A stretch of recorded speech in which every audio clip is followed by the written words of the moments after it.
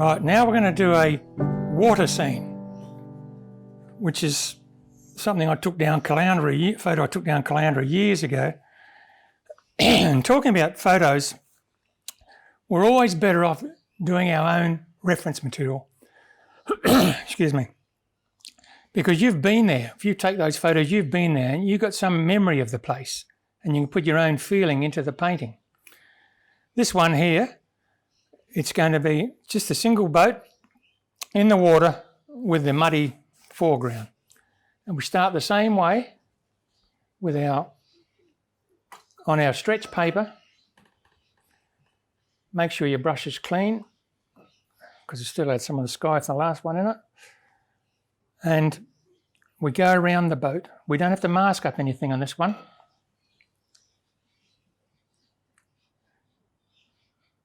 We paint around the boat, which I've drawn previously.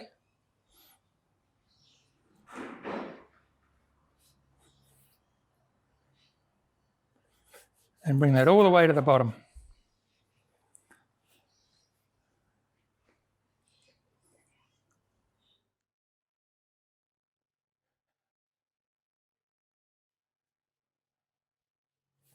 So we brought that all the way to the bottom. And that's what our board for us. Now I can paint over there without having to worry about the brush grabbing the paper, grabbing the brush or anything, any streaks or anything. Because I can mix my paint, which is going to be ultra blue and cerulean blue this time. A little bit of cerulean blue in it.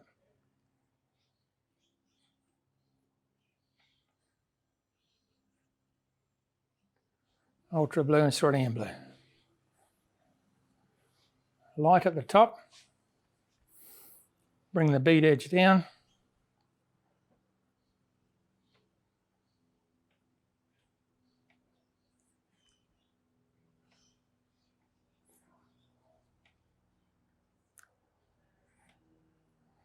Getting stronger as I get towards the foreground.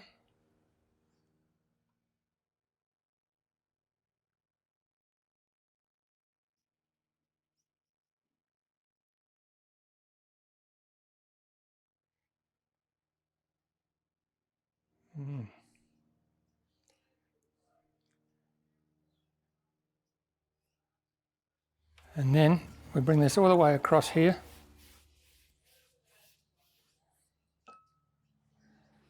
And as I get towards the bottom, I'm going to put some red in there because as we talked before, cool colours come forward, warm colours come forward, cool colours recede.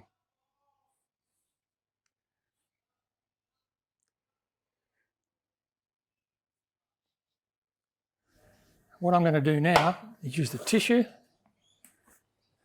to lift out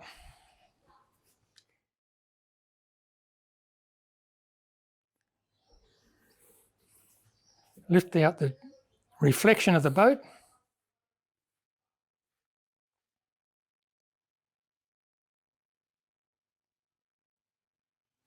And I'm going to use my square brush to bring some water movement.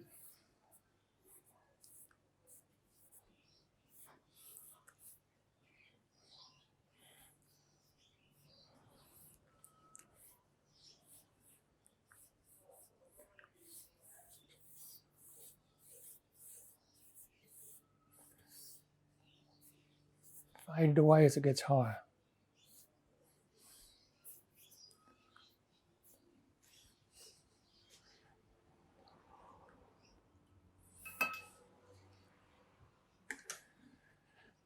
Now we have to let that go off a bit. Make sure you take the paint from the edges so it doesn't get those balloons we talked about before.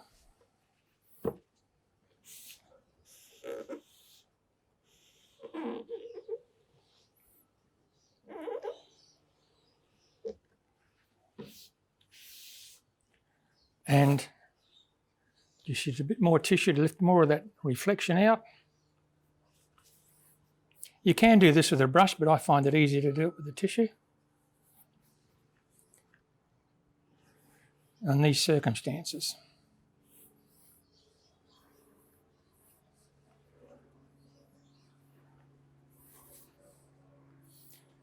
Now normally I'll let that dry naturally, but because we're time restrictions, we'll dry it off a bit.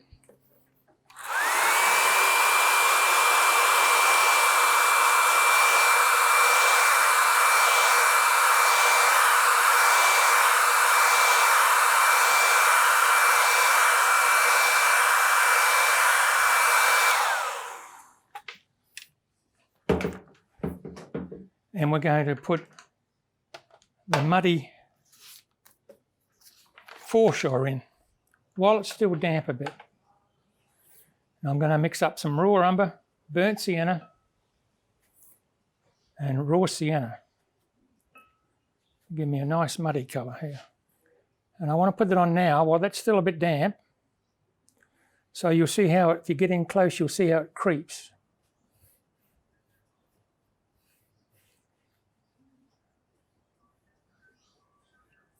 And you're still going to get the muddy patches.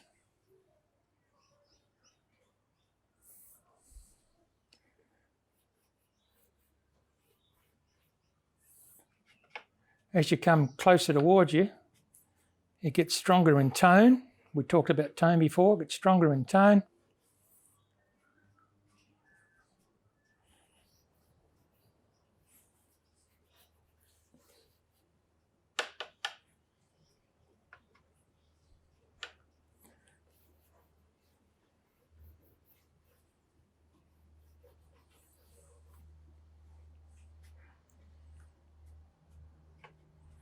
And further away it gets lighter.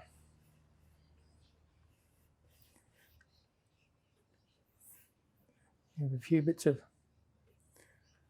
little rocks and things there.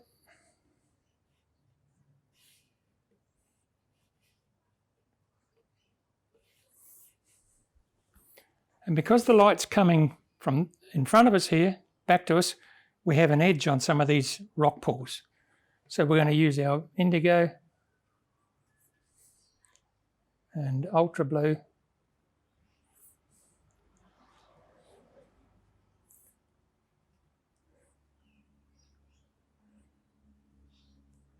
Quite thick. And put it on the bottom edge of those.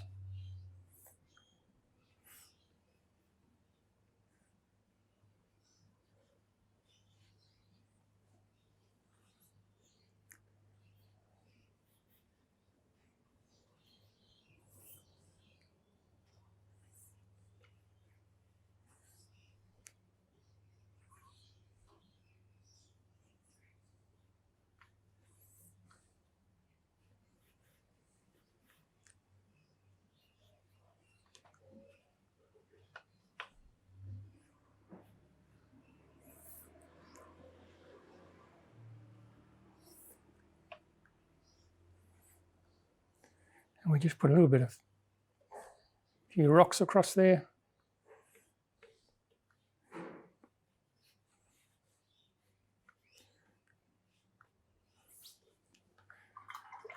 Now we let that dry and do the boat.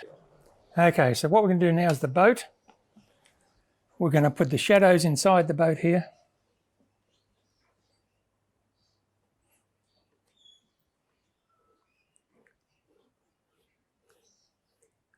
Very important to draw boats. When you draw a boat, you draw it accurately.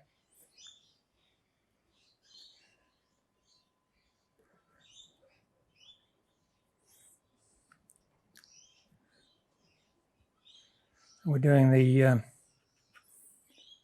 edge around the top, which is a blue. Quite thick.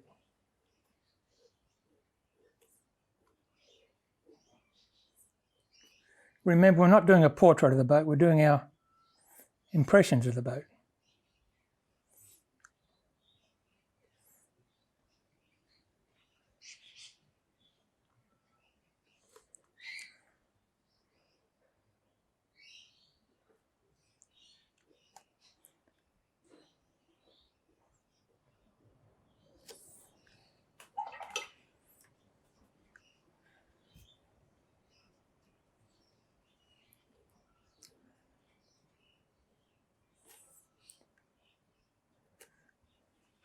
It's quite dark in here, so we just put a bit of indigo on that.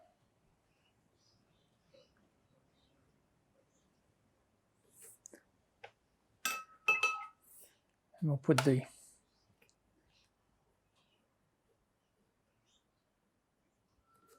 that across there. Now the side of the boat's got to be in shadow. So we've got a bit of indigo, ultra blue, and a bit of burnt sienna in there.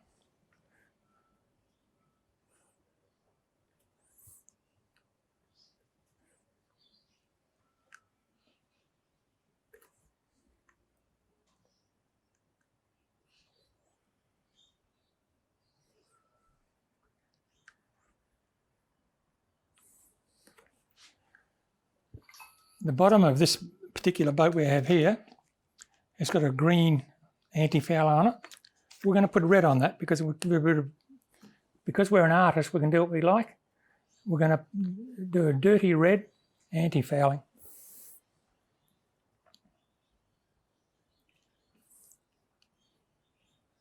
And that will give our painting a bit of bounce.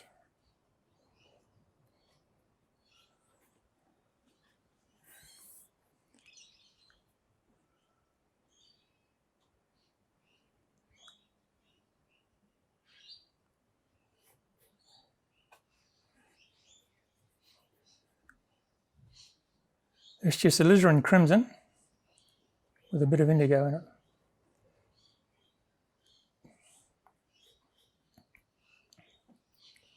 And of course this colour goes up here as well. Because I've already painted the shadow colour, it'll automatically go darker.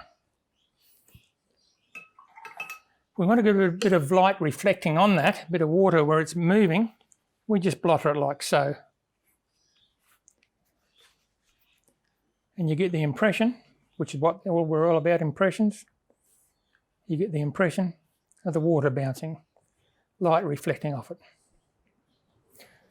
Now underneath that boat it's quite dark, so we're going to go with our indigo and ultra blue.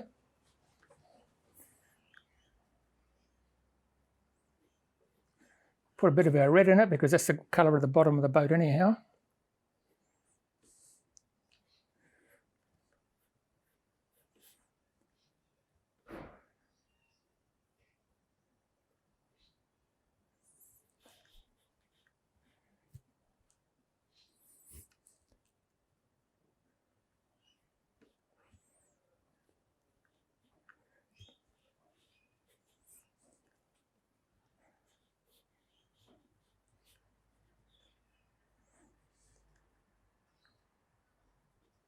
And we just continue that over here.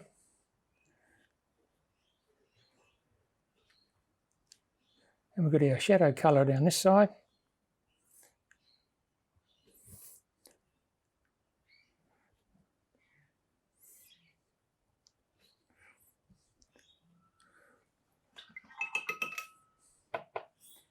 We have a buoy holding the boat in the water, which just needs to be a dark colour.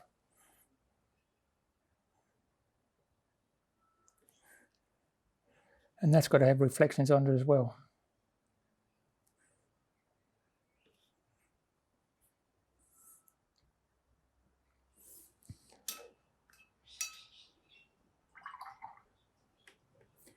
If we put a little bit of indigo along the bottom edge of the boat here, it looks like it's got a bit of growth growing on it.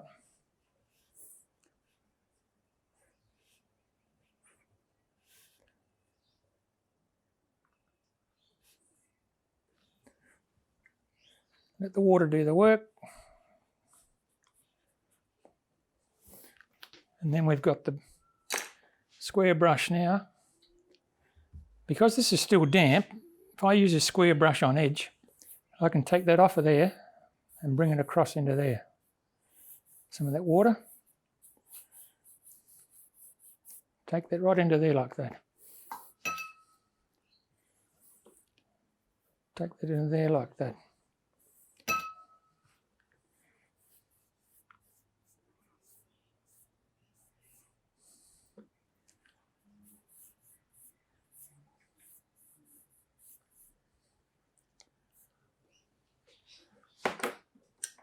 And all it needs now There's a few little pebbles or something in the mud here.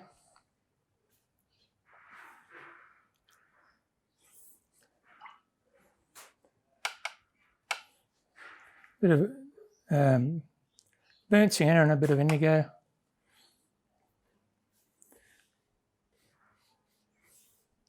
We can create a bit of reflection on those. Turn the brush on the side. Because it's all about impression, as we say.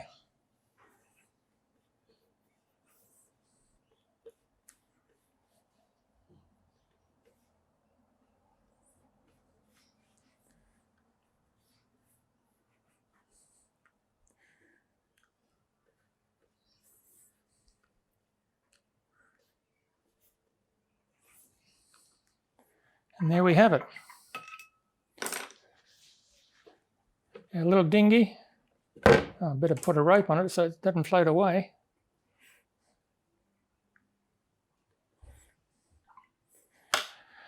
A little dinghy down at Caloundra.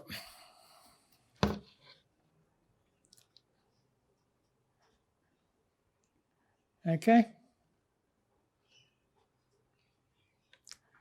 Like I say, always use artist quality paints and artist material. This painting is a quarter of a sheet of watercolour paper and, I don't know, $2 worth of paint, maybe $4 worth of paper. So you can do, and we're creating a three-dimensional object out of a flat surface by using tone, colour. Okay, that's the watercolours.